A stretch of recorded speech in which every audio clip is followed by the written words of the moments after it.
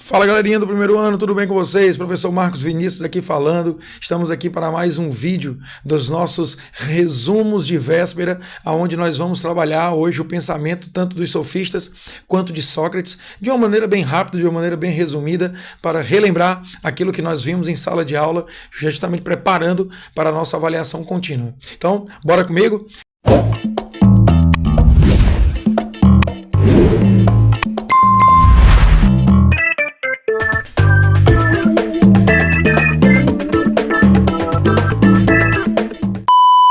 Pois bem, começando aqui pelo pensamento sofista, que é a nossa primeira base do pensamento antropológico, nós temos que relembrar essa passagem, essa virada que houvera do período do pré-socrático, do pensamento pré-socrático para o pensamento antropológico. Essa grande virada, essa grande guinada, ela acontece a partir do instante em que este homem, ele não se sente mais parte daquele meio. Então ele não é mais um elemento integrante da natureza, ele está acima dela, então ele domina, então ele estabelece nela um predomínio este que acaba sendo fundamental para o exercício dessa superioridade humana, dessa colocação do homem acima da própria natureza, revertendo assim essa condição que outrora era a natureza como elementar e o homem como este ser pensante que a definia.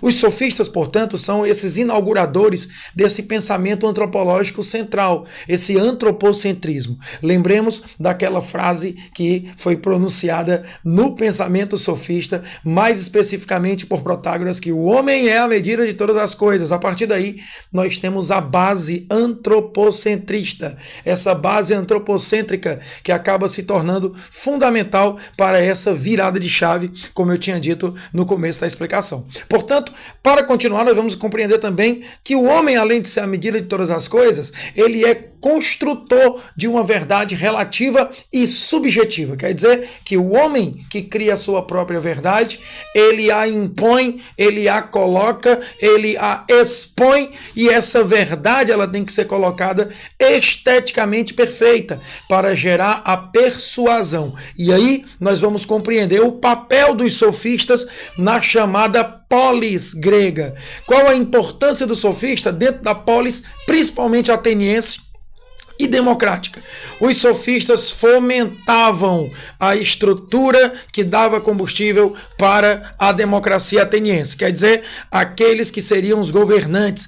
Quem eram então os professores formadores dos futuros governantes de Atenas, da democracia ateniense? Justamente os sofistas. Fato este que os dava um ponto elevado dentro daquela sociedade, uma vez que eles ensinavam a elite local, a elite da cidade. No entanto, eles recebiam alto por esta investida educacional. Por falar em estrutura pedagógica do pensamento sofista, lembremos que eles são os primeiros formuladores do chamado método de ensino. Esse método que consistia na antilogia, na quebra da verdade. O que importa não é a verdade em si, mas o que importa é a verdade que você constrói. Uma vez que ela é relativa e subjetiva, seja você o construtor retórico de uma verdade persuasiva, capaz de convencer o outro e quebrar, portanto, toda e qualquer evidência de verdade que ele possua, para que assim a sua verdade prevaleça sobre qualquer outra verdade. Esse é o chamado relativismo, que inclusive hoje existe na era da pós-verdade, nas históricas narrativas, que são fatores, elementos, argumentos que quebram toda e qualquer verdade evidente que acontece nos nossos dias. Portanto, nos sofistas, nós temos que olhar para essa questão, a antilogia, o homem como medida de todas as coisas, e também o conceito de verdade relativa, verdade subjetiva, ok? E lembrar também que os sofistas eram os que fomentavam o poder na cidade de Atenas, aqueles que conduziriam a democracia ateniense, ok?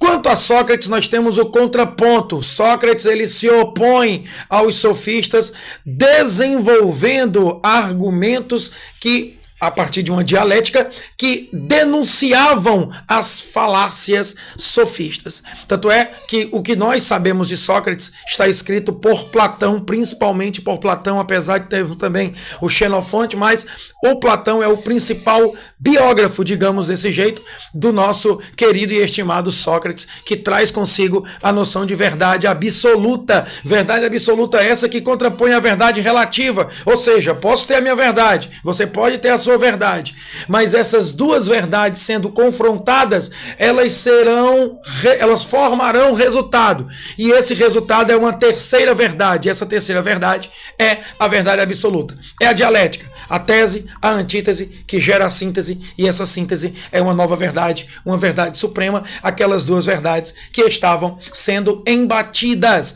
Então, nesse sentido, galerinha, vamos compreender bem que Sócrates contrapõe os sofistas, defendendo inclusive um sistema de governo, a sofocracia.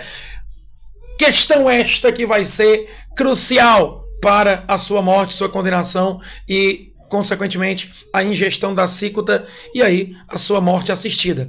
Então, Sócrates foi acusado de corromper a juventude, corromper os valores, corromper toda a estrutura cultural da cidade de Atenas, inclusive o sistema democrático, anunciando que o sistema sofocrático, a sofocracia, governo dos sábios, era o governo mais eficiente, era o governo mais adequado para poder ser gerido em uma cidade. E aí, porque um rei filósofo, por ser conhecedor da natureza humana e de virtudes, era a figura mais indicada para este objetivo. Lembremos que também Sócrates desenvolveu, como os sofistas, um método. Esse método consiste em duas etapas. O método da ironia, que parte do fingir não saber nada, só sei que nada sei, e também o método da maiêutica, que é a consequência da ironia. Esse fingir não saber nada nos leva a perguntar, porque quem pergunta quer saber. E quando nós perguntamos, obtemos uma resposta. Em cima daquela resposta, eu construo outra pergunta. Vou até o aprofundamento para poder gerar o quê? A verdade do outro, a introspecção. O indivíduo entra em si, se descobre sua verdade e a expõe. O ato de expor é dar à luz. Lembramos, Sócrates era filho de parteira, portanto se considerava também mas um parteiro de ideias, e não de pessoas como era sua mãe. E esse parteiro de ideias se dava na maiêutica, trazer o homem à luz de suas ideias, a ideia do homem à luz de todos, para que assim nós possamos conhecer a verdade que é pertinente ao outro. Ok? Então, ironia e maiêutica, sofocracia, oposição aos sofistas.